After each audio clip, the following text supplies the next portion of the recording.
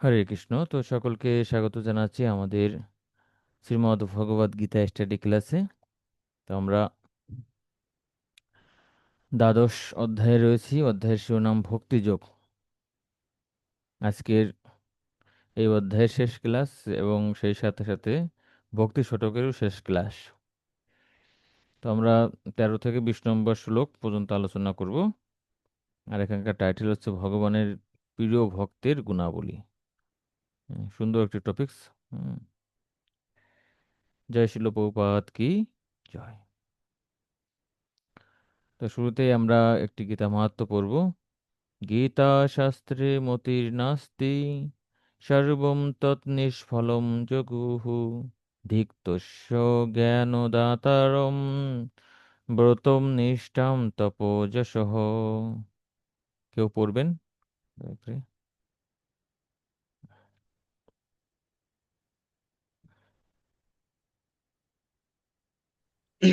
হরে হরে কৃষ্ণ। কৃষ্ণ। গীতাশাস্ত্রে মতিহীন ব্যক্তির সমস্তই নিষ্ফল বলে পতিত হয়। তার জ্ঞানদাতাকে ধিক, তার ব্রতে ধিক, তার নিষ্ঠায় ও তপস্যায় ধিক, তার যশেও ধিক।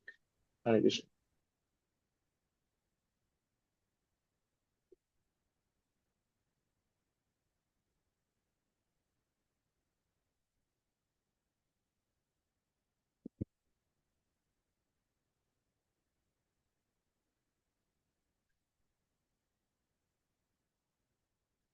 তো হরে কৃষ্ণ। তো এখানে বলা হচ্ছে যে গীতা শাস্ত্রে মতির নাস্তি, যার আসলে ভগবদ গীতাতে কোনো অভিরুচি নাই, সর্বম তৎ নিষ্ফলম যোগু। ঠিক আছে, তাহলে সেই ব্যক্তি যাই কিছু করুক না কেন সেগুলো কি হবে? সেগুলো নিষ্ফল হবে।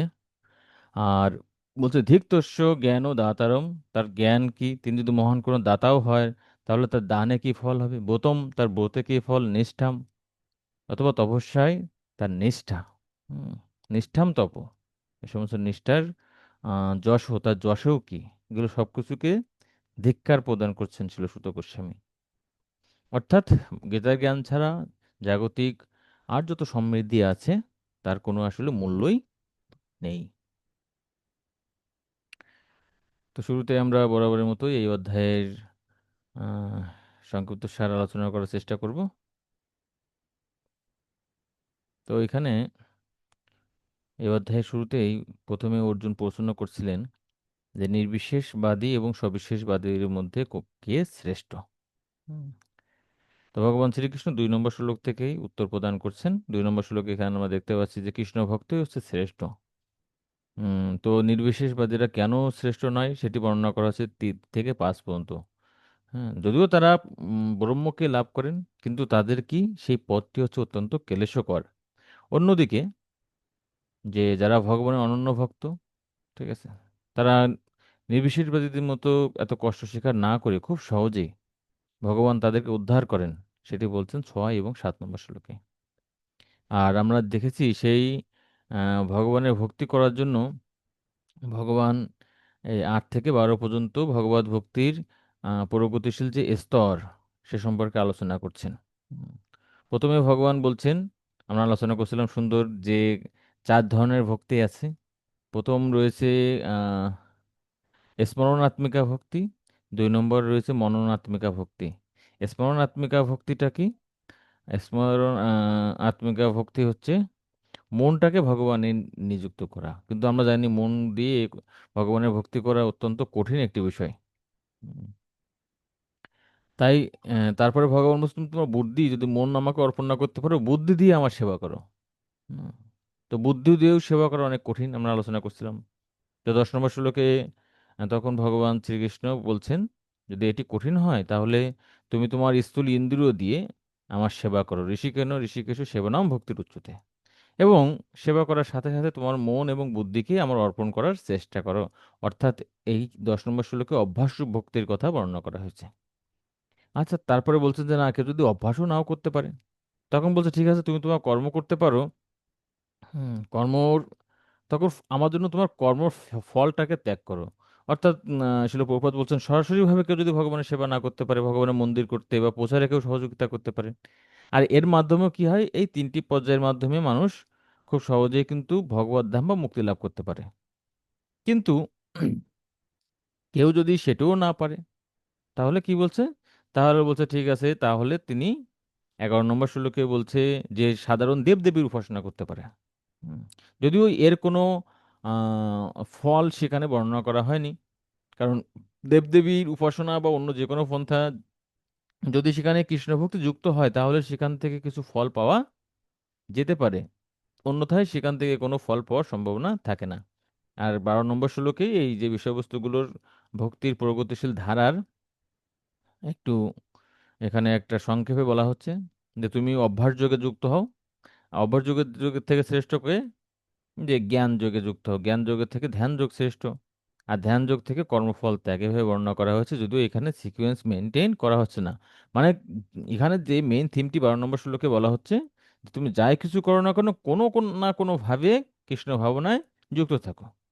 তুমি সর্বশ্রেষ্ঠভাবে আন্তরিকভাবে তুমি যদি আমার সাথে যুক্ত না থাকতে পারো, অন্য সহজ পন্থায় তুমি থাকো, এবং সেই পন্থার মাধ্যমে ধীরে ধীরে পবিত্র হয়ে আমরা শুদ্ধ স্তরে যেতে পারি।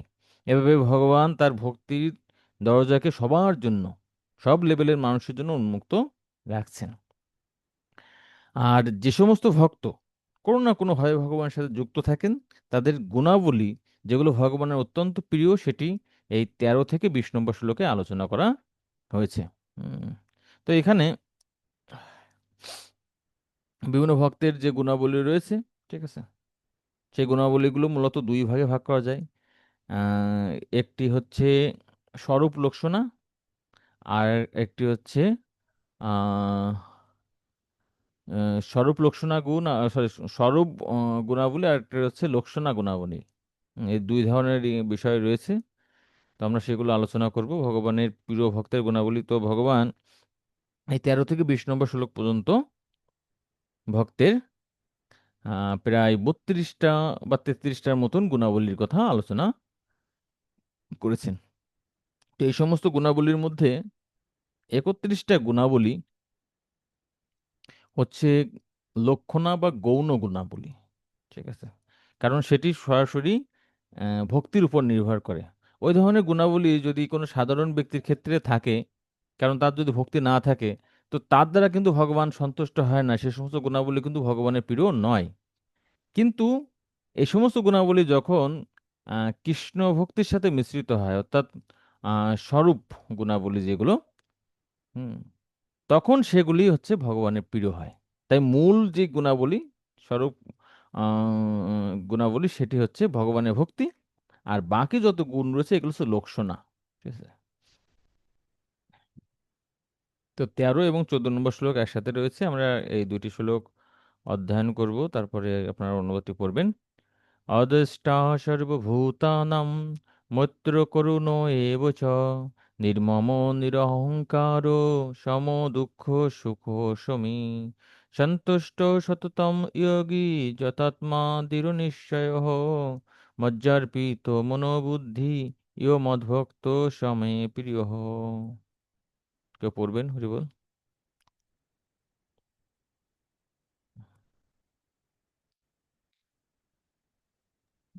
হরে কৃষ্ণ। যিনি সমস্ত জীবের প্রতি দেশশূন্য, বন্ধুভাবাপন্ন, কৃপালু, মমত্ব বুদ্ধিশূন্য, নিরহংকার, সুখে ও দুঃখে সমভাবাপন্ন, ক্ষমাশীল, সর্বদা সন্তুষ্ট, সর্বদা ভক্তিযোগে যুক্ত, সংযত স্বভাব, দৃঢ় সংকল্পযুক্ত ও যার মন ও বুদ্ধি সর্বদা আমাতে অর্পিত, তিনি আমার প্রিয় ভক্ত। হরে কৃষ্ণ। হরে কৃষ্ণ। তো এই প্রথম শ্লোকে এখানে অনেকগুলো গুণ সম্পর্কে আলোচনা করা হচ্ছে। উম, তো যাই হোক, আমরা এখান থেকে আলোচনা করে প্রত্যেকটা পয়েন্ট ছিল প্রভুপাদের তাৎপর্য যে বিষয়গুলো বলছেন, এবং আমাদের অভিজ্ঞতার আলোকে ব্যাখ্যা করার চেষ্টা করব। তো ছিল প্রভুপাদ তাৎপর্যে শুরুতেই এই 13 নম্বর শ্লোকে এখানে অদেষ্টা সর্বভূতানাম এর অর্থ হচ্ছে, প্রথম যে গুণটা বলছেন, যিনি সকলের প্রতি দেশ শূন্য। দেশ শব্দের আরেকটি অর্থ হচ্ছে হিংসা বা মাৎসর্য।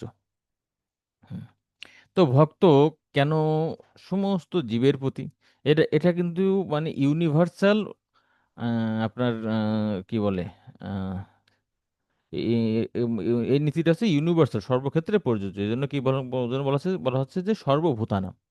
হয়তো কোনো ব্যক্তি, তার কোনো বিশেষ বন্ধু বা আত্মীয় স্বজন অথবা বিশেষ কোনো ব্যক্তির প্রতি তার কোনো দেশ নাও থাকতে পারে, হিংসা নাও থাকতে পারে, মাৎসর্য নাও থাকতে পারে, কিন্তু তিনি হয়তো অন্য কোনো জীবের প্রতি, অন্য কোনো ব্যক্তির প্রতি কি থাকতে পারেন, মাৎসর্য পরায়ণ থাকতে পারেন। তাই প্রথম যে রয়েছে, ভক্ত সকলের প্রতি সম দর্শন যুক্ত, তাদের সকলের প্রতি হচ্ছে দেশ শূন্য। উম, তো কেন একজন শুদ্ধ ভক্ত বা কৃষ্ণ ভক্ত অন্যের প্রতি দেশ করেন না, বিদ্বেষ করেন না? কারণ শুদ্ধ ভক্ত কোনো অবস্থাতেই বিচলিত হন না, তিনি কারোর প্রতি ঈর্ষাপরায়ণ নয়, এমনকি তার শত্রুর প্রতিও তিনি শত্রুতা করেন না। উম, এখানে কয়েকটি বিষয় ছিল প্রভুপদ এখানে বলছেন। যদি কেউ তার সাথে এমনকি শত্রুতাও করে, তখন তিনি কি করেন? তিনি চিন্তা করেন যে আসলে এই ব্যক্তিটা আমাকে যে শত্রুতা করছে, কষ্ট প্রদান করছে, তার কারণটা কি? তার কারণটি হচ্ছে আমার পূর্ব কর্মের ফল। পূর্ববর্তী জীবনে আমি পাপ কর্ম করেছি, তাই। তো ধরুন, আপনার কোনো বন্ধু আপনাকে বা কোনো পার্সেল ম্যান যদি আপনাকে কোনো ডিফেক্টিভ একটা প্রোডাক্ট যদি দেয়, তাহলে কি আপনি পার্সেল ম্যানকে ধরে মারবেন? এই তুমি আমাকে কেন এই খারাপ পণ্যটি দিয়েছো? প্রকৃতপক্ষে তিনি তো শুধুমাত্র বাহক। ঠিক তেমনি কেউ যদি আমাদের কষ্ট দেয় এই জড়জগতে, তখন মনে করতে হবে যে আমার কর্মের ফলটি ওই ব্যক্তির মাধ্যমেই আমার কাছে ফিরে আসতেছে। তো সেটি এখানে বলা হচ্ছে, তিনি মনে করেন যে আমি এই জীবনে যাই কিছু পাচ্ছি না কেন। হুম। তাই পূর্ব জীবনে যখন আমরা পাপ কর্ম করছি, তখন কিন্তু আমাদের এই বিষয়টি মনে ছিল না যে এই ফলগুলো আমাকে আবার পুনরায় কি করবে, আমার প্রতি ফিরে আসবে, রিটালিয়েট করবে। তখন কিন্তু আমরা এটা চিন্তা করি না। এবং এই জীবনেও যখন আমরা পাপ কর্ম করি, আমরা ভাবি না যে পরবর্তী জীবনে বা ভবিষ্যতে এই ফলগুলো আমাকে পেতে হবে। তাই আমরা যদি ভালো থাকতে চাই, সেটা জাগতিক জীবনে বা পরবর্তী জীবনে বা ভগবত ধামে, আমাদেরকে কি করতে হবে? আমাদেরকে অবশ্যই এই নিজের কর্মটা খুব ভালোভাবে করতে হবে। আর দ্বিতীয়ত, যে তার জন্য তিনি কি সেই ব্যক্তিটাকে দোষ দিলেন না, তাহলে তিনি কি, যেহেতু কর্মর ফল ভগবান প্রদান করেন, তাহলে তিনি কি ভগবানের প্রতি এখানে দ্বেষ করবেন, হিংসা করবেন? বলছেন না। তিনি মনে করেন কি, এটা হচ্ছে ভগবানের কৃপা। ভক্ত সর্বদাই চিন্তা করেন যে মা রবি রাঘবি জো ইচ্ছা তোহারা, যে তুমি আমাকে ইচ্ছা করলে মারতেও পারো, তুমি আমাকে ইচ্ছা করলে রাখতেও পারো। ঠিক আছে, ভাগবতে একটি সুন্দর শ্লোক রয়েছে, তত্তে অনুকম্পা সুসমীক সমানো ভুঞ্জায় এবাত্ম আত্মকৃতম বিপাকম হৃদ্বাগ্বপুভি বিদধন নমস্তে। তো বলছে কি, যো মুক্তি পদে সহ দায় ভাগ। তত্ত্বে অনুকম্পা, ভগবান আমাদেরকে কৃপা করবেন। ঠিক আছে, তত্ত্বে অনুকম্পা সুসমীক্ষ মানো, তিনি ভগবান কখন কৃপা করবেন সেটিকে হচ্ছে মানে সবসময় চিন্তা করেন, অপেক্ষা করেন। আর যতক্ষণ না পর্যন্ত আমাদেরকে ভগবান কৃপা করেন, ভগবত ধামে নিয়ে যান, ততক্ষণ কি করবো, ভুঞ্জায় এব আত্ম বিপাকম। ভক্তের থাকে কি, যে আমি যে পাপ কর্মগুলো করেছি, সেই পাপ কর্মগুলো ফল যদি ভগবান আমাকে দেয়, তিনি খুব শান্তভাবে এক স্থানে বসে সেটি করেন, তিনি অস্থির হয়ে যান না। ঠিক আছে, আর এভাবে যিনি ভগবানের প্রতি শরণাগত হন, ঠিক আছে, তখন কি হয়, তিনি হচ্ছে মুক্তি লাভ করতে পারেন। তাই এই যে প্রথম যে গুণটা রয়েছে, ভাগবতেও একটা সুন্দর শ্লোক আছে, ঠিক আছে, যে অদেষ্টা সর্বভূতানাং সন্তুষ্ট ইয়েন কেন বা সর্ব ইন্দ্রিয় উপশান্তা তুষ্টতি আশু জনার্দন।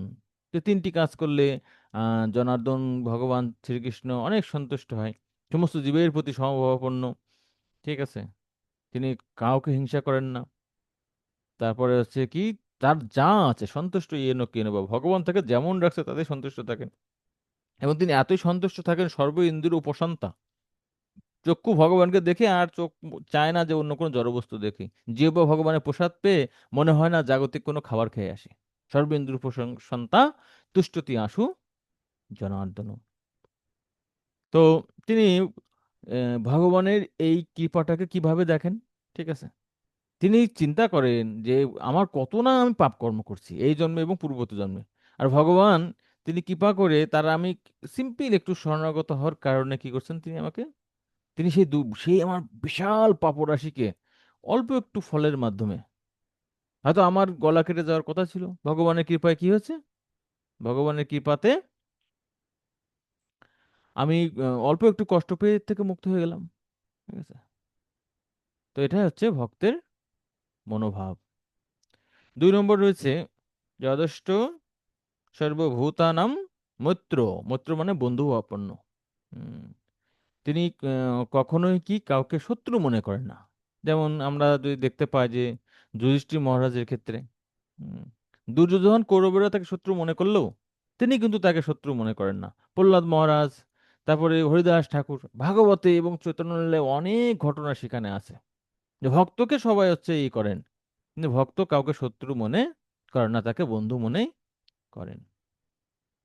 তারপর রয়েছে করুণ, অর্থাৎ কৃপালু। ভগবত ভক্ত সকলের প্রতি করুণা প্রদর্শন করেন, ছিল এমনকি তার শত্রুরও প্রতি। ঠিক আছে। তো ভক্তের তো করুণার তো কোনো শেষ নাই। যাই হোক। তারপরে নির্মম। তো নির্মম শব্দটি যেটা বাংলা শব্দ আসে স্বাভাবিকভাবে, সেটিকে সে কিন্তু খুব কঠোর বা মায়া মমতা শূন্য এমন নয়। এখানে হচ্ছে মমত্ব বুদ্ধি শূন্য। তো আমরা এখানে মমত্ব শব্দের অর্থটি এরকম দাঁড়ায় যে আমার, ঠিক আছে, মম মানে কি আমার, ঠিক আছে। তো আমি কেন আমি আমার এই ভাবনা যুক্ত হই, যখন আমি মনে করি আমি হচ্ছে দেহ, আর যখন আমি নিজেকে আত্মা ভাবি তখন আমার কিন্তু এই দেহ মানে উম, সম্পর্কিত এই সমস্ত বিষয়বস্তুর প্রতি আমার কিন্তু এই মিথ্যা আসক্তি থাকে না। তাই ভক্ত দেহ সম্পর্কিত দুঃখ যন্ত্রণাকে তত গুরুত্ব দেন না, কারণ তিনি ভালোভাবে জানেন তিনি দেহ নন, তিনি হচ্ছে আত্মা। ঠিক আছে। তেমন না যে শুধুমাত্র আমাদের আত্মীয় স্বজনরাই আমাদের আত্মীয়, এমন না। এই জগতের কি আহ, বলছে যে বসুদেব, বসুদেব কুটুম্বম, এই জগতের সকল আত্মার সম্পর্কে আমরা সকলে আত্মীয়। শুধুমাত্র দেহের সম্পর্কে তোমার পুত্র স্ত্রী মাধ্যমে ভক্ত সংকীর্ণ হন না। তাই বলছে নির্মম। তিনি এই দৈহিক মমত্ব শূন্য। 5 নম্বর যে গুণটি ভগবানের অত্যন্ত প্রিয় সেটি হচ্ছে নিরহংকার, অর্থাৎ অহংকার শূন্য। হুম, তো কিভাবে, আসলে অহংকার কাকে বলে? অহংকার হচ্ছে কি, যে দেহে আত্ম অভিমান, অর্থাৎ এই দেহটাই আত্মা। যখন কেউ এরকম চিন্তা করে তখন তিনি অহংকারী হয়ে যান। তা আমরা তো ভক্তরা জানি আমরা আত্মা নই, আমরা দেহ নই, আমরা আত্মা। কিন্তু সেটা তত্ত্বগতভাবে জানি, উপলব্ধিগতভাবে আমরা উপলব্ধি করতে পারি না। তা যদিও আমরা যখন একটু খুব ভালোভাবে চিন্তা করি আমি আত্মা, তখন আমরা অহংকারী হই না, দেহের জন্য ই করি না, কিন্তু পরক্ষণে ভুলে যায়, ফলে আমরা অহংকারী হয়ে যাই। শিল প্রভুদেব কেন বলছেন তিনি জড় দেহটিকে তার স্বরূপ বলে মনে করেন না, তাই তিনি অহংকার থেকে মুক্ত। অহংকার 2 প্রকার আছে, এক হচ্ছে সত্য অহংকার, আর হচ্ছে মিথ্যা অহংকার। দেহে আত্মবুদ্ধি হচ্ছে মিথ্যা অহংকার, আর আত্মাতে বা কৃষ্ণে আত্মবুদ্ধি, আমি কৃষ্ণের অংশ, আমি কৃষ্ণের দাস, এই যে অহংকার, এটা হচ্ছে সত্য অহংকার।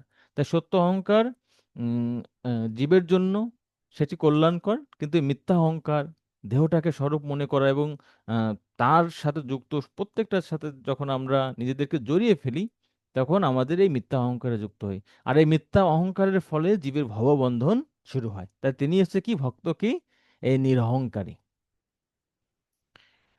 তারপরে এখানে বলা হচ্ছে সম দুঃখ সুখ, অর্থাৎ ভগবত ভক্ত সুখে এবং দুঃখে সমভাবাপন্ন।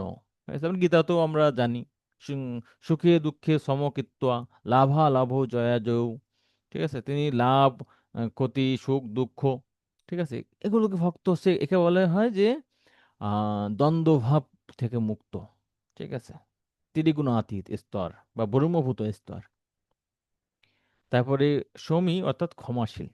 হুম, যেমন কি, যে হরিদাস ঠাকুরকে, তাকে কত জায়গায় 22 বাজারে মারা হয়েছে, কিন্তু যারা তাকে এত অত্যাচার করছে, হরিদাস ঠাকুর তাদেরকে কিন্তু খুব সহজেই ক্ষমা করে দিয়েছেন। হুম, কিন্তু জাগতিক মানুষ কিন্তু খুব সহজে ক্ষমা করতে পারে না, তারা দীর্ঘদিন পর্যন্ত হৃদয়ে পুষে রাখে, আমি দেখে নিব। হ্যাঁ। তা বলছে সন্তুষ্ট সততম, সর্বদাই ভক্তরা কি সন্তুষ্ট থাকেন। তিনি সহিষ্ণু এবং ভগবানের কৃপায় তিনি যা পান তা নিয়েই তিনি সন্তুষ্ট থাকেন। অত্যধিক কষ্ট স্বীকার করে কোনো কিছু পাওয়ার জন্য তিনি অধিক প্রয়াস করেন না। তো এই জগতের মানুষ কেন অসন্তুষ্ট? কারণ তারা এই জড়জাগতিক সুখে অত্যন্ত আকৃষ্ট এবং চিন্তা করছেন যে জাগতিক বস্তুর মাধ্যমে তাদের যে সুখের আকাঙ্ক্ষা, আনন্দের আকাঙ্ক্ষা সেটা পূর্ণ হতে পারে। তাই তারা অত্যধিক কষ্ট করে, কষ্ট করে যেটুকু তারা স্যাটিসফ্যাকশন লাভ করে সেটা অত্যন্তই নগণ্য। এই জন্য জয়প্রতাপ স্বামী গুরু মহারাজ বলছেন যে আমাদের বাসনা হচ্ছে সমুদ্রের মতো, কিন্তু আমাদের ইন্দ্রিয়গুলো কি, ইন্দ্রিয়গুলো খুবই লিমিটেড। তাই সমস্ত ভোগ্য বস্তু পেলেও তিনি কি হন না, সন্তুষ্ট হতে পারেন না, কারণ তিনি তো ভোগ করতে পারেন না। ঠিক আছে। তাই এখানে বলছেন যে ভক্তরা সন্তুষ্ট হয় কেন? কারণ তিনি যা, ভগবান তাকে যা প্রদান করে তাতে তিনি সন্তুষ্ট থাকেন। তো আরেকটি বিষয়, কেন 9 নম্বর যে গুণাবলীর কথা ভগবান এই দুইটি শ্লোকে বলছেন সেটি হচ্ছে যে যোগী। যোগী বলতে এখানে ভক্তি যোগে সর্বদাই যুক্ত। তো আমরা বলছিলাম এই ভক্তি যোগেই যুক্ত হওয়াটাই হচ্ছে কি, একে বল স্বরূপ লক্ষ্য না, মানে মুখ্য গুণ ভক্তের। অন্য গুণে একটু ঘাটতি থাকলেও সমস্যা না যদি তার ভক্তি থাকে। আর হাজার হাজার গুণ থাকলেও হরাবো অভক্তস্য কুত মহৎ গুণা, সে সমস্ত গুণের কোনো ফল দিতে পারে না। হুম। তাই এখানে যিনি ভক্তিযোগে যুক্ত আছে তিনিই যথার্থ যোগী। এই কথাটাই ভক্তিযোগে যুক্তের কথা প্রত্যেকটা শ্লোকেই এখানে বর্ণনা করা হয়েছে। কারণ তিনি তার গুরুদেবের আদেশ শিরোধার্য করে তা পালন করার জন্য স্থির সংকল্পবদ্ধ।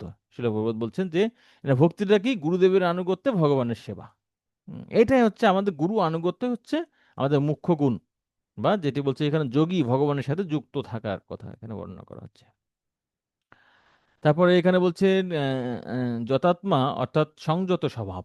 ঠিক আছে। যেহেতু তিনি একমাত্র আমাদের ইন্দ্রিয়গুলোকে, আমাদের চেতনাকে আমরা কিভাবে ই করতে পারি, সংযত করতে পারি, সেটা হচ্ছে ভগবানের সেবার মাধ্যমে সম্ভব, অন্য কোনো ভাবে সম্ভব নয়। ঠিক আছে। 11 নম্বর শ্লোকে এখানে বলা হচ্ছে দৃঢ় নিশ্চয়, মানে দৃঢ় সংকল্প যুক্ত। তার ইন্দ্রিয়গুলি সংযত হওয়ায় তিনি দৃঢ় সংকল্পযুক্ত। মানে এখানে কারোর যদি যতাত্মা হয়, কারোর যদি ইন্দ্রিয়গুলো নিয়ন্ত্রিত থাকে, তাহলে তিনি কি হবে? ঠিক আছে। তিনি এই যে তার ভক্তি জীবনে সংকল্পটা স্থির থাকে। কিন্তু যদি ইন্দ্রিয়গুলো যদি কারো অনিয়ন্ত্রিত থাকে, তাহলে কিন্তু ভক্তি জীবনে তার দৃঢ়তা আসতে পারে না। এজন্য ভগবদ গীতাতে ভগবান আমাদের ভক্তি জীবনের দৃঢ়তার জন্য দুইটি বিষয় বলছেন। আমাদের হতে হবে কিসের মতো, কুর্মের মতো। তো কুর্মের মতো উম, প্রতিকূল পরিস্থিতিতে তিনি তার ইন্দ্রিয়গুলোকে গুটিয়ে নেবেন, আবার অনুকূল পরিস্থিতিতে ইন্দ্রিয়গুলো তিনি বের করবেন। এগুলো হচ্ছে বাহ্যিকভাবে। আবার একই সাথে কি কতক্ষণ ইন্দ্রিয় গুটিয়ে নিব ই করবো, যে কোনো এক সময় তো শিকার, মায়া তো শিকার করবে। তো বলছে মায়ার শিকার না হওয়ার জন্য কি করতে হবে, আমাদেরকে উচ্চতর স্বাদ লাভ করতে হবে, ভগবানের সেবা করতে হবে। তাই এখানে যোগী যতাত্মা দৃঢ় নিশ্চয়। যোগী মানে ভগবানের সাথে যুক্ত হওয়া, আর যতাত্মা হচ্ছে কি, যে বাহ্যিকভাবে প্রতিকূল পরিবেশ বিষয়বস্তুগুলোকে ত্যাগ করে অনুকূলকে গ্রহণ করা।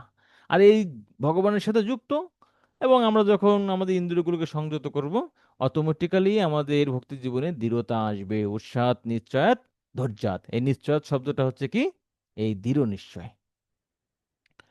12 নম্বর যে গুণটি ভগবানের প্রিয় সেটি এখানে বলা হচ্ছে মজ্জার্পিত মনোবুদ্ধি, অর্থাৎ যার মন ও বুদ্ধি আমাতে অর্পিত। ঠিক আছে। তো তিনি কি করেন না, যিনি ভগবানকে 100% কৃষ্ণ ভাবনায় ভাবিত, তিনি কখনো কুতর্কের দ্বারা প্রভাবিত হয় না। অনেক সময় আমার ভক্তি জীবনের দৃঢ় নিষ্ঠা নাও থাকতে পারে, একটু কম থাকতে পারে, কিন্তু আমরা যদি ভগবানের চরণ পদ্মকে যদি আঁকড়ে ধরি, তো কেউ আমাকে ভুল বোঝালেও কি, তিনি বলতে পারবেন যে না, আমি হয়তো এটিকে খণ্ডন করতে পারছি না, কিন্তু আমি জানি কৃষ্ণ ভগবান তিনি আমার প্রভু, এ বিষয়ে কোনো সন্দেহ নাই। অনেক সময় প্রশ্ন করে না, যে অনেক অনেক প্রশ্ন কিন্তু আমরা অ্যান্সার দিতে পারি না ভক্তি জীবনে, যারা নবীন বিশেষ করে। ঠিক আছে। তবুও আমরা জানি যে কৃষ্ণ ভগবান, এবং তার দাসত্ব করাই হচ্ছে আমাদের সর্বশ্রেষ্ঠ অবস্থান। এ বিষয়ে কিন্তু তখন কোনো কোনো সন্দেহ থাকে না, কারণ ভগবত ভক্তির প্রতি তার দৃঢ় নিষ্ঠা থেকে কেউ তাকে বিচলিত করতে পারে না। তাই এগুলো একটি গুণাবলী কিন্তু আরেকটি গুণাবলীর সাথে কানেক্টেড। তো যাই হোক, 13 এবং 14 নম্বর শ্লোকে আমরা এখানে ভগবত ভক্তির এই 12টি গুণাবলীর কথা ভগবান এখানে বর্ণনা করছেন, যেটি তার ভগবানের খুব প্রিয়, যে মদ মদ ভক্ত সময়ে প্রিয়, এই 12টি গুণ যার মধ্যে আছে সেই ভক্তই আমার অত্যন্ত প্রিয়। 15 নম্বর শ্লোক। যস্মাদ ন উযিজ্যতে লোকো লোকান্ন উযিজ্যতে চ ইয় হর্ষমর্ষ ভয়োদ্বেগ মুক্ত যশ চ মে প্রিয়।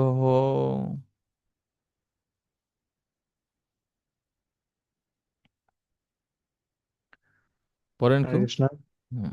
যার থেকে কেউ উদ্বেগ প্রাপ্ত হয় না, যিনি কারো দ্বারা উদ্বেগ প্রাপ্ত হন না, এবং যিনি হর্ষ, ক্রোধ, ভয় ও উদ্বেগ থেকে সম্পূর্ণভাবে মুক্ত, তিনি আমার অত্যন্ত প্রিয়। হরে কৃষ্ণ। হরে কৃষ্ণ।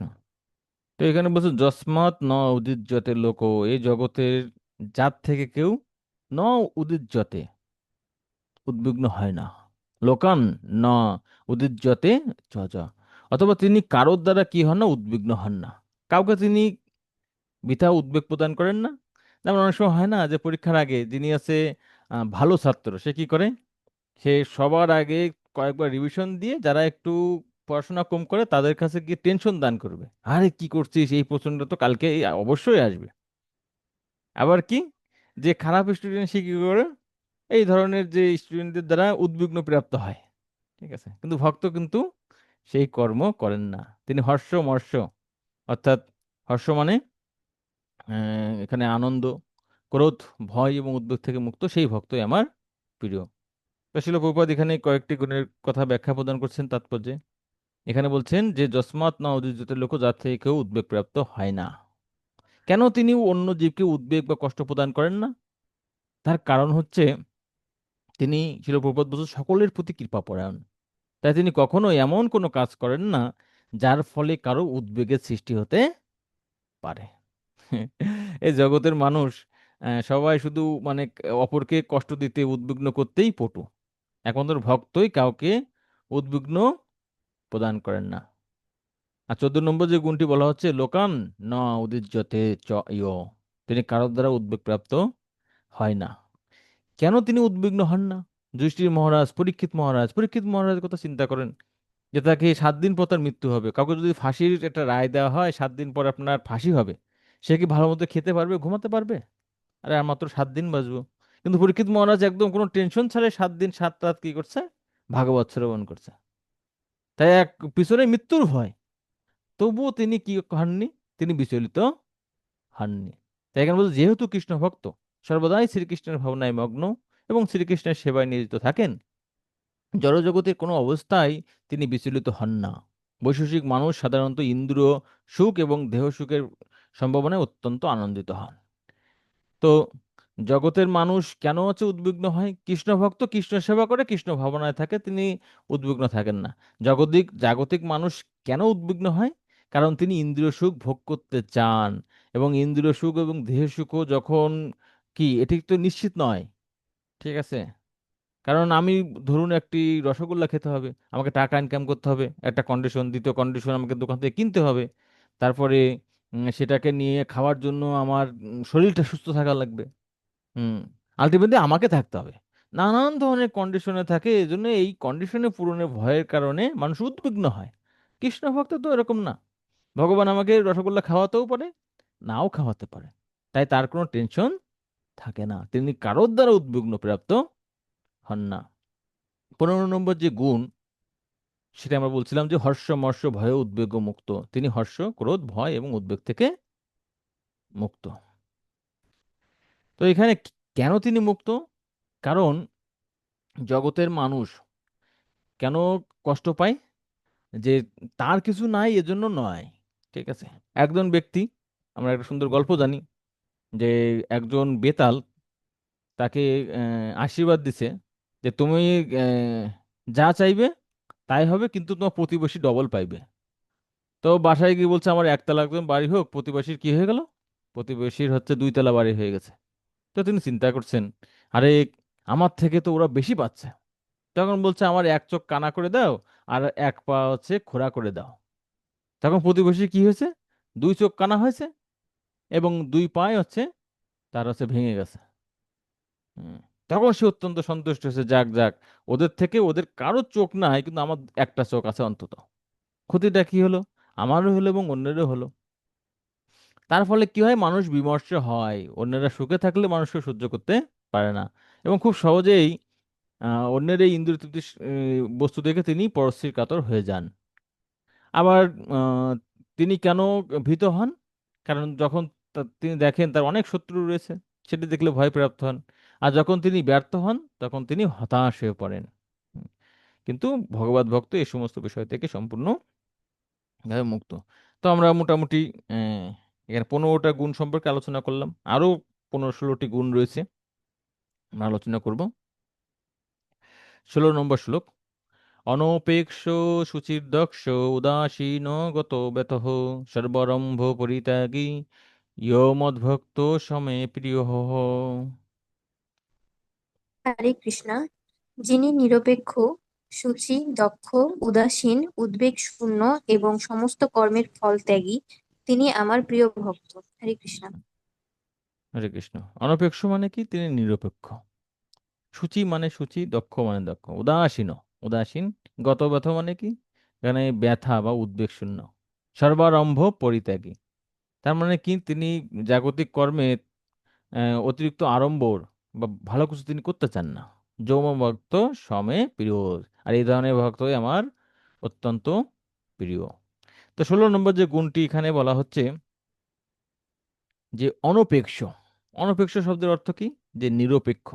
হুম, তিনি কারোর প্রতি কোনো পক্ষপাতিত্ব করেন না। পক্ষপাতিত্ব তখনই করব যখন মনে করব ও আমার বন্ধু, আমার শত্রু, দ্বৈতভাব যখন থাকবে। কিন্তু যখন তিনি দ্বন্দ্বভাব থেকে মুক্ত হবেন, তখন তিনি আর এই পক্ষপাতিত্ব করেন না। ভক্তকে অর্থদান করা যেতে পারে, কিন্তু তার সেগুলি লাভ করার জন্য উদ্যমী হওয়া উচিত নয়। ভগবানের কৃপায় যদি স্বাভাবিকভাবে তার কাছে অর্থ আসে, তাতে তিনি উদ্বেলিত হন না। ঠিক আছে? তো ভক্তর কাছে টাকা থাকুক আর না থাকুক, কেউ যদি টাকা পয়সা তাকে প্রদান করে, তিনি তার প্রতি পক্ষপাতিত্ব করবেন না। তিনি সকলকেই সমানভাবে দেখেন। আর কোনো অর্থ যদি ভক্তকে, হ্যাঁ, দান করতে হয় কাকে? ভগবত ভক্তকে, ব্রাহ্মণকে, ভগবানকে দান করতে হয়। এগুলো সাত্ত্বিক দান, এবং সাত্ত্বিক দানের ঊর্ধ্বে যদি ভক্তকে ভগবানকে যদি দান করা হয়। কিন্তু তার জন্য তিনি তার পক্ষপাতিত্ব করবেন, করবেন, সেটি এখানে বিষয় নয়। এবং টাকা আসলে তিনি খুব উদ্বেলিত হন, টাকা না থাকলে তিনি খুব দুশ্চিন্তাগ্রস্ত হয়, এমন নয়। শ্রীবাস ঠাকুরকে শ্রী চৈতন্য মহাপ্রভু বলছেন, শ্রীবাস তুমি তো সন্ন্যাস নিচ্ছ না কেন? কয় কেন প্রভু, আমি সন্ন্যাস নেবো কেন? বলছে তুমি তো কোনো ইনকাম করো না, তুমি তো আমার থেকে বড় ত্যাগী সন্ন্যাসী, তোমার সংসার চলে কিভাবে? তখন তিনি বলছেন যে আমি কি করি, যদি কোনোদিন খাবার না থাকে আমি 3 তালি দিই হাতে, আর তারপরে যদি খাবার না আসে, আমি সংকল্প করছি যে ভগবান আমাকে দেখছেন না, তো আমি হচ্ছে গঙ্গায় ঝাঁপ দিব, গলায় কলসি বেঁধে। আর মহাপ্রভু তো অহংকার দিয়ে বলছেন, আরে লক্ষ্মী দরকার হলে মানুষের বাড়ি ভিক্ষা করবে, কিন্তু আমার ভক্তের কোনোদিন কোনো অভাব থাকতে পারে না। এবং আমরা দেখি মঠ মন্দিরে আমরা যারা আছি, আমরা তো কিছুই করি না সেই তুলনায়, তাই না? তবুও কৃষ্ণের কৃপায় এই যে আমাদের যে 3 বেলা 3 মুঠো যে এই সে প্রসাদ ভগবান দিচ্ছেন, হুম, তো সেগুলো কে দিচ্ছে আমাকে? আমাদেরকে সেগুলো ভগবানই প্রদান করছেন। তাই এখানে অনপেক্ষ, কারোর তিনি অপেক্ষা করেন না, কারোর পক্ষপাতিত্বও তিনি করেন না। তো 17 নম্বর যে গুণটি ভগবানের প্রিয়, সেটি হচ্ছে সূচি। তো এখানে শিল প্রভুপাদ খুব ছোট ছোট বিষয় বলছেন তাৎপর্যে, কিন্তু বিষয়গুলো অত্যন্ত চমৎকার, যদি খুব গভীর ধ্যান দিয়ে যদি এটা বিচার করি। তো এখানে বলছেন যে সুচিতা 2 প্রকার আছে, একটি হচ্ছে বাহ্যিক সুচিতা, অন্যটি হচ্ছে অভ্যন্তরীণ সুচিতা। তো দিনে 2 বার স্নানের মাধ্যমে কি হয়, আমরা বাহ্যিকভাবে শুচি থাকতে পারি। আর এখানে শিলপ্রভুপাদ অনেক জায়গায় বলছেন অন্তরের সুচিতা হবে কি, জয় স্মরেত পুণ্ডরীকাক্ষম, বা ভগবানের দিব্য নামের মাধ্যমে। আর এখানে বলছেন সকালে ঘুম থেকে ওঠার কারণে। ঠিক আছে? তো সকালে ঘুম থেকে উঠে মানুষ কি করে? ভগবানের আরাধনা করে, জপ করে, মঙ্গল আরতি করে। তো মর্নিং প্রোগ্রাম যারা করে, সকালে যারা জপ করে, তারা কি অন্তরেও পবিত্র হয়। সেটাই শিল প্রভুপাদ এখানে বলছেন। এভাবে তিনি অন্তরে এবং বাইরে শুচি সম্পন্ন হতে পারেন। 18 নম্বর যে বিষয়টি এখানে শিল প্রভুপাদ বলছেন, ভক্ত হচ্ছে দক্ষ। ঠিক আছে, অনেকে মনে করে ও ভক্তের কোনো যোগ্যতা নাই, তিনি কাজকর্ম করতে পারতেন না, তাই তিনি কি হচ্ছে কৃষ্ণ ভক্তি করছেন, সাধুগিরি করছেন, এরকমও বলেন, আমরা শুনতে পাই। কিন্তু ভক্তের মধ্যে দক্ষতার কোনো থাকে না। তার মধ্যে হয়তো জাগতিক দক্ষতা একটু কম থাকতে পারে, কিন্তু তার যে কি বলে কম্পিটেন্স, যেটা হচ্ছে ইসেন্স অফ কম্পিটেন্স, সেটা কি? সেটা হচ্ছে যে জীবনের যথার্থ উদ্দেশ্য, জীবনের যথার্থ উদ্দেশ্য হচ্ছে ভগবানের ভক্তি করা। এ সম্পর্কে তিনি পূর্ণরূপে দক্ষ। কিন্তু জাগতিক মানুষই এ সম্পর্কে কোনো ধারণাই নেই। প্রামাণিক শাস্ত্র গ্রন্থ সম্পর্কে তিনি তার দৃঢ় প্রত্যয় রয়েছে। ঠিক আছে। তো প্রত্যেকটা কাজে ভক্ত কিন্তু দক্ষ, এবং আমরা দেখতে পাই অনেক অনেক ভক্ত আছে, তারা এই ইসকনের জন্য, শিল প্রভুপাদের জন্য, প্রচারের জন্য কত কিছু করছে, কত দক্ষতা তারা পরিচয় দিয়েছেন। হুম, তাই ভক্ত কোনো অদক্ষ কেউ নন। 19 নম্বর গুণটি হচ্ছে উদাসীন। তো কোনো বিশেষ কোনো দলের পক্ষ অবলম্বন না করেন না বলে তিনি উদাসীন। ঠিক আছে, ওখানে যে পক্ষপাতিত্ব রয়েছে, তো এখানে বলছেন যে নিরপেক্ষ বা অনপেক্ষ, আর এখানে বলা হচ্ছে যে উদাসীন তখনই থাকা যায়। হুম, আমার কাছে যদি সকলেই সমান হন, তাহলে কিন্তু আমি কারো পক্ষপাতিত্ব করব না। আর কেউ যদি আমার প্রিয়, কেউ অপ্রিয় হন, তাহলে অবশ্যই আমি কি করব? আমি কিন্তু একপাক্ষিক হয়ে যাব, আমি উদাসীন থাকতে পারবো না। 20 নম্বর যে গুণটির কথা বলা হচ্ছে সেটা হচ্ছে গত ব্যথ, অর্থাৎ উদ্বেগ শূন্য। সব ধরনের উপাধি থেকে মুক্ত হওয়ার কারণে তিনি কোনো ক্লেশ ভোগ করেন না। হুম, তো এই জড়জাগতিক ক্লেশের কারণটা কি ছিল? প্রভুপাদ এখানে সুন্দরভাবে বলছেন যে আমি মনে করছি আমি আমার দেহ, ও দেহটা একটু খারাপ হয়ে গেলে, অসুস্থ হয়ে গেলে আমি কষ্ট পাচ্ছি, মানসিকভাবে ভেঙে যাচ্ছি। তারপরে আমি হচ্ছে কি এই দেশের প্রেসিডেন্ট, আমি হচ্ছে অমুক চাকরি করতেছি, একটা চাকরি চলে গেলে আমি কষ্ট পাচ্ছি। ঠিক আছে, আমার এত প্রেস্টিজ রয়েছে। এ প্রত্যেকটা হচ্ছে কি, সব হচ্ছে ডেজিগনেশন, সব হচ্ছে আলাদা আলাদা উপাধি। তো এই উপাধির কারণে তিনি কি হচ্ছেন? উদ্বেগ প্রাপ্ত হচ্ছেন। কিন্তু যখন আমি মনে করছি যে গোপী ভর্তু পদকমলু দাস ও দাসানু দাস, এটাই হচ্ছে আমার রিয়েল উপাধি, রিয়েল ডেজিগনেশন, তখন আমার কিন্তু আর কোনো চিন্তা থাকে না। হুম, আমরা যে ভূত শুদ্ধি করি, যে কোনো যখন পূজা করতে হয়, তখন প্রথমের দিকে ভূত শুদ্ধি করতে হয়। ঠিক আছে, যে ন অহম বর্ণী, আমি হচ্ছে কোনো বর্ণাশ্রমের নয়, আমি ব্রাহ্মণ নই, আমি কোনো বর্ণ এবং আশ্রমের মধ্যে কেউ নাই। তাহলে আমি কি? আমি হচ্ছে ভগবানের দাসের দাসের অনুদাস। এই চিন্তা থাকলে আমাদের আর কোনো ক্লেশ নাই। 21 নম্বর গুণটি বলছে সর্বা আরম্ভ পরিত্যাগী। হুম, সমস্ত কর্মের ফল তিনি ত্যাগ করছে। তো কেন তিনি আড়ম্বর করেন না? নিজের সুখের জন্য কেন তিনি ব্যতিব্যস্ত হন না? কারণ এগুলো হচ্ছে কৃষ্ণ ভক্তির প্রতিকূল। যেমন ভক্ত তার নিজের জন্য একটি কিন্তু বড় বাসা নির্মাণ করতে চান না। রঘুনাথ দাস গোস্বামীর জীবনে আমরা দেখতে পাই তার কোনো বাসা ছিল না। ঠিক আছে, তিনি এক এক দিন এক এক গাছের নিচে থাকতেন। রূপ গোস্বামী, সনাতন গোস্বামী সবাই বলছে, এই রঘুনাথ, তুমি একটা বাসা তৈরি করো। তুমি কেন এভাবে বনে সবসময় হচ্ছে ই করে থাকো? হুম, তা উনি কোনো গুরুত্ব দেন না, যে আমার বাসা কি লাগবে। ঠিক আছে, আমার তো কোনো সমস্যা হচ্ছে না, আমি তো গাছের নিচে তো খুব ভালোই আছি। কুঠির নির্মাণতে নিয়ে কোনো আগ্রহ ছিল না। তো একদিন দেখছেন যে কৃষ্ণ কি করছেন, কৃষ্ণ লাঠি হাতে দাঁড়িয়ে আছে, কারণ রাধাকুণ্ডের পাশে একটি বাঘ এসেছে বাঘটাকে তাড়ানোর জন্য। তো সনাতন গোস্বামী বলছেন, আরে তোমার জন্য কৃষ্ণ এসে বাঘ পাহারা দিচ্ছে, তুমি একটা কুঠির তৈরি করলে সমস্যা কি? তিনি বলছেন যে কৃষ্ণের দরকার হয় তাহলে পাহারা দিতে পারে, নাও পারে, আমার কি? তিনি আবার হরিনাম করতেছেন। আর একদিন দেখছে যে রোদের মাঝে খোলা আকাশে একদম বৈশাখ চৈত্র মাসের রোদে তিনি হচ্ছে ভজন করছেন। রাধারানী কি করছেন? রাধারানী এসে তার মাথার উপরে হচ্ছে দিছে, আঁচল ধরে রাখছে যাতে তার কষ্ট না হয়। কিন্তু রাধারানী কি করছে, তার দিব্য অঙ্গ দিকে দিয়ে কিন্তু ঘাম ঝরছে। আর উপগোস্বামী সেটা দেখছে, আরে তুমি শ্রীজির কষ্ট দিচ্ছ, একটা তুমি কুটির নির্মাণ করছো না। তখন তিনি কি করছেন? তখন দিচ্ছে, আরে আমি ভগবানকে আহ তার প্রিয় ভক্ত রাধারানীকে কষ্ট দিচ্ছে। তখন তিনি ছোট একটা কুঠির নির্মাণ করছেন। তার নিজের জন্য তিনি কিছু করেন না, কিন্তু ভগবানের জন্য করেন।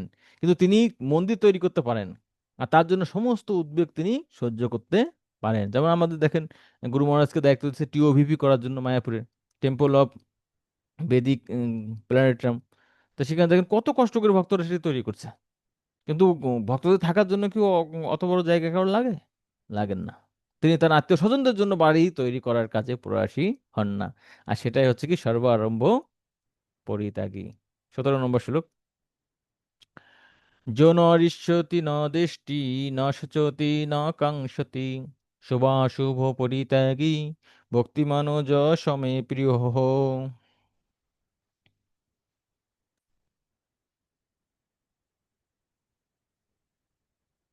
হরে কৃষ্ণ।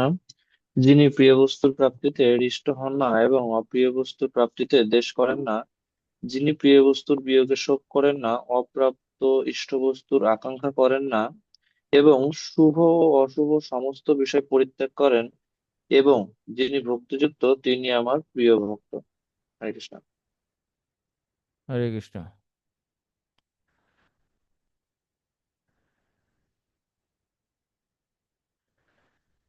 তো এখানে বলছে যো ন ঈর্ষতি ন দৃষ্টি, যিনি আনন্দিত হন না।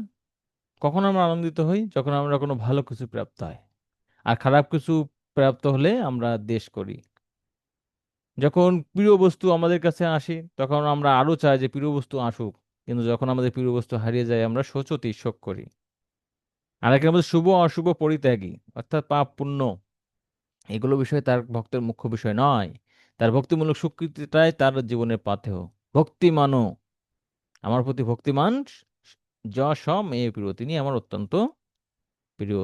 তো এখানে আরো কয়েকটি গুণ সম্পর্কে বলা হচ্ছে। প্রথম হচ্ছে ইও ন ঈর্ষতি ন দেষ্টি। প্রিয় বস্তু প্রাপ্তিতে তিনি হৃষ্ট হন না, বা অপ্রিয় বস্তুর প্রাপ্তিতে দ্বেষ করেন না। তো এখানে বলছেন যে ভক্ত কি যে জাগতিক বৈষয়িক বৈষয়িক লাভ ক্ষতিতে উৎফুল্ল বা বিমর্ষ হন না। তো এখানে একটি উদাহরণ দিচ্ছেন শিল প্রভুপাদ, যে পুত্র লাভ বা শিষ্য লাভের জন্য সবাই চায় তার অনুগামী বাড়ুক, সেটা তিনি আকাঙ্ক্ষা করেন না। কিন্তু ভক্ত কি, কেউ তাকে অনুসরণ করতেও পারে, নাও পারেন। শিল প্রভুপাদ যখন পাশ্চাত্য দেশে গিয়েছেন, হুম, তখন শিল প্রভুপাদ একজনকে বলছেন, বা ভাগবতে ভগবত গীতার একদম ভূমিকাতে আপনারা দেখবেন, যদি একজন মাত্র ব্যক্তি এটাকে অনুসরণ করেন, ইভেন শিল প্রভুপাদ বলছেন যদি তোমরা কেউ অনুসরণ নাও করো আমাকে, তাতে আমার কোন, আমি সফল। কারণ আমার গুরুদেবের আদেশ আমি পালন করছি, পাশ্চাত্য দেশে আমি এই হরিনাম নিয়ে বা এই ভগবত ভক্তি চৈতন্য মহাপ্রভুর বাণী আমি প্রচার করছি। তাই এই শিষ্য লাভ করার তিনি আকাঙ্ক্ষা করেন না, অথবা তার অনুগামী না হলেও তিনি দুঃখ প্রাপ্ত হন না। ছিল ছোট ছোট উদাহরণ এখানে প্রদান করছেন। 23 নম্বর গুণ হচ্ছে ন শোচতি ন কাঙ্ক্ষতি। আমরা যেটা আলোচনা করলাম, প্রিয় বস্তু প্রাপ্তিতে বিয়োগে তিনি শোক করেন না, বা অপ্রাপ্ত ইষ্ট বস্তুর আকাঙ্ক্ষাও করেন না। আর শুভ অশুভ পরিত্যাগী, অর্থাৎ শুভ অশুভ এবং পাপ কর্মের ঊর্ধ্বে। তো ভক্ত কোন, তাহলে কি কর্ম করে? না শুভ কর্ম করে, না অশুভ কর্ম করে, না পাপ কর্ম করে, না পুণ্য কর্ম করে। তিনি আছে ভগবত কর্ম করে, ভক্তিমূলক কর্ম তিনি করেন। এমনকি ভগবানের সন্তুষ্টি বিধানের জন্য তিনি সব ধরনের ঝুঁকি নিতেও কোনো কার্পণ্য করেন না। 18 এবং 19 নম্বর শ্লোকে এখানে আরো কিছু গুণের কথা বর্ণনা করছে, আমরা পড়ি। সমশত্রৌ চ মিত্রে চ তথা মনো অপমানয়, শীতোষ্ণ সুখ দুঃখ সু সমসঙ্গ বিবর্জিত, তুল্য নিন্দা স্তুতি মৌনি, সন্তুষ্ট ইয়েন কেনচিৎ, অনিকেত স্থিরমতি, ভক্তিমান মে প্রিয় নরহ।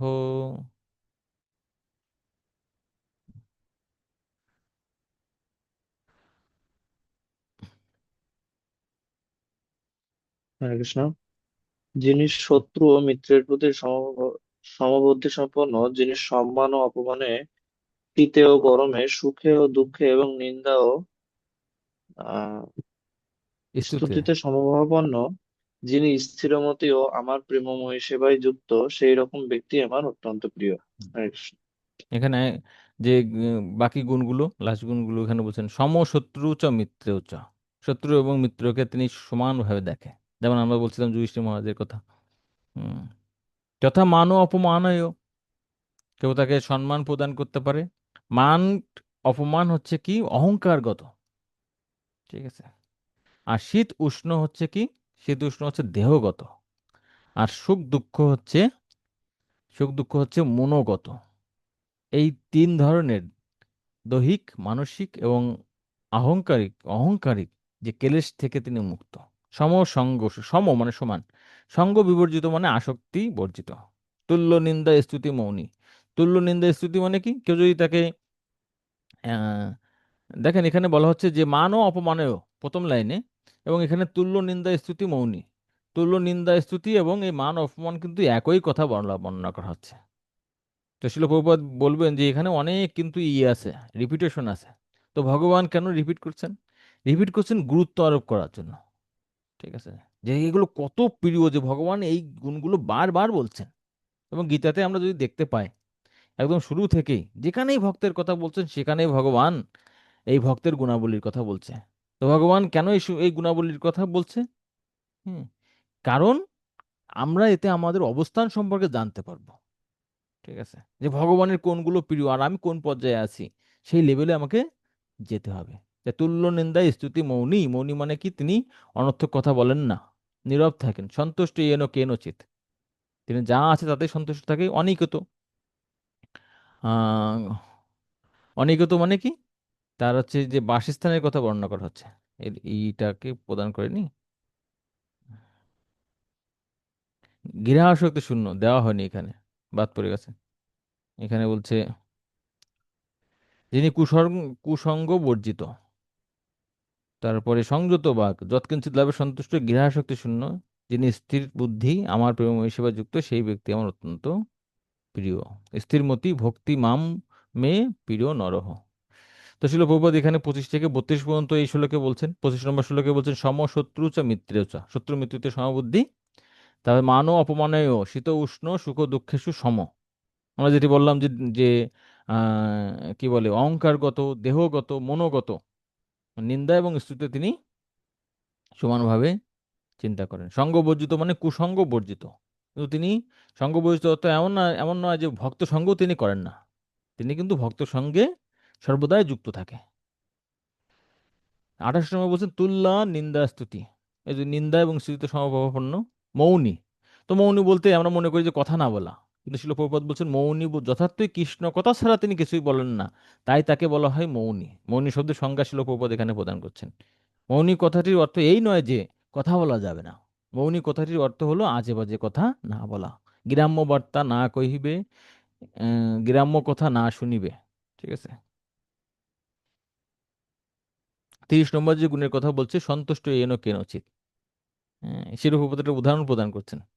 যে কখনো সুন্দর খাবার থাকে, আবার কখনো তেমন নাও থাকতে পারে, কিন্তু ওই ভালো প্রসাদ হলেও তিনি সন্তুষ্ট, খারাপ প্রসাদ হলেও তিনি বিদ্বেষ করেন না। ভগবান তাকে যা দিচ্ছে কৃপা করে তাতে তিনি সন্তুষ্ট থাকেন। অনেকে তো মানে গৃহাসক্তি শূন্য, যে বাসস্থানের সুযোগ সুবিধার জন্য তিনি কখনো যত্ন করেন না। যেমন তিনি কখনো গাছের নিচে থাকতে পারেন, যেমন ছিল আমরা রঘুনাথ দাস গোস্বামীর কথা জানলাম। আবার শিল প্রভুপাদের মতো কখনো তিনি বিরাট অট্টালিকার মধ্যেও থাকতে পারেন, কিন্তু তিনি কোনোটির প্রতি আসক্ত নন। স্থিরমতি মানে কি? ওখানে যে বলছিলাম যে দৃঢ়তা, দৃঢ় নিষ্ঠা, তিনি হচ্ছে সর্বদাই স্থির থাকেন। আর 20 নম্বর শ্লোকে এখানে কনক্লুশন করছেন ভগবান শ্রীকৃষ্ণ, যেতু ধর্মামৃতমিদম যথোক্তম পর্যুপাসতে, শ্রদ্ধাধানা মৎপরমা ভক্তাস্তে অতীব মে প্রিয়।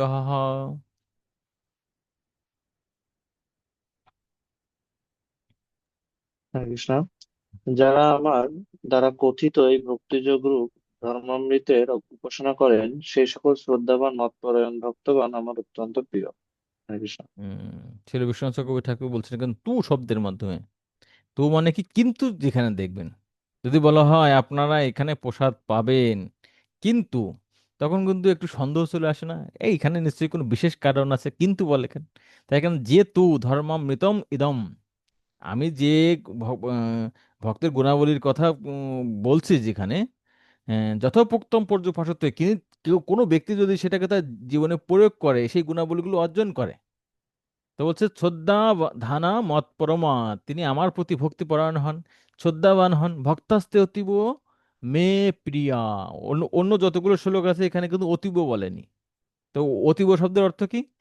যে তিনি আমার অত্যন্ত অত্যন্ত অত্যন্ত প্রিয়, বা তার থেকে প্রিয় হতেই পারে না। তো এই অতীব শব্দের ব্যাখ্যা এখানে ছিল বিশ্বনাথ চক্রবর্তী ঠাকুর এখানে প্রদান করছেন। কেউ একজন পড়েন তো স্লাইডটা। হরে কৃষ্ণ। ভক্তি থেকে উদ্ভূত এই গুণ কখনোই জড় নয়। কৃষ্ণ শুধুই ভক্তির দ্বারা প্রীত হন, জড় কোনো গুণের দ্বারা কখনোই প্রীত হন না। এমনকি অন্য পন্থা অনুসরণকারী সিদ্ধিপ্রাপ্ত কোনো ব্যক্তির চেয়েও এ পন্থার সাধনার স্তরে অধিষ্ঠিত স্তরে ব্যক্তি অধিক শ্রেয়। এ কারণে এ শ্লোকে অতীব শব্দটি ব্যবহৃত হয়েছে। ছিল বিশ্বনাথ চক্রবর্তী ঠাকুর। হরে কৃষ্ণ। তো এখানে কি বলছে বিশ্বনাথ চক্রবর্তী ঠাকুর, যে এই যে গুণের কথা ভগবান বলছেন, যেহেতু সেখানে কৃষ্ণ ভক্তিটাই মুখ্য এবং কৃষ্ণ ভক্তি থাকলে ওই গুণগুলো হচ্ছে সেখানে ফ্রুটফুল হয়, তাই এটা বলছেন জড় গুণ নয়, এর প্রত্যেকটা চিন্ময় গুণ। ভক্ত যখন ভগবানের সেবা করে তখন ভগবানের গুণগুলো তিনি প্রাপ্ত হন। যেমন চৈতন্য চৈতন্য বর্ণনা হচ্ছে যে দীক্ষাকালে কৃষ্ণ ভক্ত করে আত্মসমর্পণ, তিনি গুরুদেবে কৃষ্ণের প্রতি আত্মসমর্পণ করেন, তৎকালে কৃষ্ণ তারে করে তার গুণাবলীগুলো, আমরা যে গুণাবলীগুলো প্রকাশ হচ্ছে আমাদের ভিতরে ভক্তির মাধ্যমে, এগুলো কোনো সাধারণ গুণ না, এগুলো সরাসরি কৃষ্ণের গুণ। আর কৃষ্ণের গুণগুলোই কৃষ্ণেরই প্রিয়। আমাদের এই জড় গুণগুলো কৃষ্ণের প্রিয় নয়। আমি কত জাগতিকভাবে কত শিক্ষিত, শিক্ষা দীক্ষা, বরং জাগতিক গুণগুলো ভক্তির জীবনের হচ্ছে আহ, প্রতিবন্ধক। হুম। কুন্তী মাতা বলছেন বিদ্যা বিদ্যা শ্রীয় শ্রুতিভি, একটা সুন্দর শ্লোক আছে, আমি ভুলে গেলাম। ঠিক আছে, এগুলো কি, এগুলো মানুষকে মোহিত করে ফেলে। তো এই জন্য এখানে যে বলছিলাম যে অতীব শব্দটির মাধ্যমে কি বলা হয়েছে, যে কেউ যদি ভক্তি না করে, অনেকে বলেন না, শোনা যায় যে না আমি যদি কারোর ক্ষতি না করি, যারা নাস্তিক আছে বিশেষ করে তারা বলেন, আমি কারো যদি ক্ষতি না করি, আমি যদি মানব ধর্ম করি, জনসেবা করি, তাহলে কি হবে না, আমাকে কি কৃষ্ণ ভক্তি করতেই হবে? হ্যাঁ, কৃষ্ণ ভক্তি করতে হবে, কারণ ওই জাগতিক লেভেলের ওই যে গুণগুলো প্রকৃতপক্ষে কোনো গুণ নয়। সেগুলো কি, সেগুলো হচ্ছে অপগুণে পর্যবসিত হয়।